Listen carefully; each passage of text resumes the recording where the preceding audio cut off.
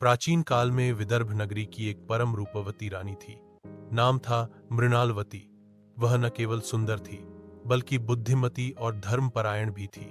कहते हैं कि जब उसका जन्म हुआ तभी उसकी जांघ पर एक छोटा सा काला तिल दिखाई दिया।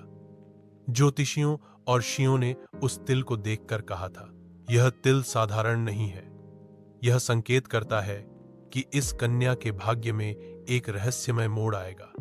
उसके जीवन में संकट और सौभाग्य दोनों एक साथ आएंगे। समय बीता और मृणालवती का विवाह राजा सत्यकेतु से हुआ। राज्य समृद्ध था, लेकिन दुश्मन राजाओं की नजर हमेशा उस पर रहती थी। एक दिन पड़ोसी राजा ने युद्ध छेड़ दिया। युद्ध में राजा घायल हो गया और दुश्मन की सेना महल तक पहुंच गई। इसी समय एक रहस्य प्रकट हुआ।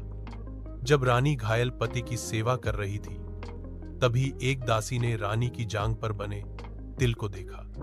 दासी को याद आया कि उसकी दादी सुनाया करती थी, जिस स्त्री की जांघ पर तिल हो उसका एक छिपा हुआ रक्षक होता है।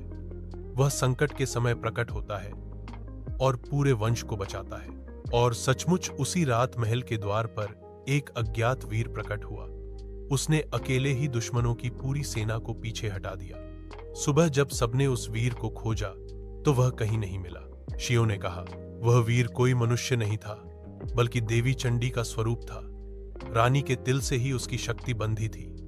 वही शक्ति संकट की घड़ी में प्रकट होकर राज्य और वंश की रक्षा कर गई। तब से रानी के तिल को भाग्य तिल कहा जाने लगा।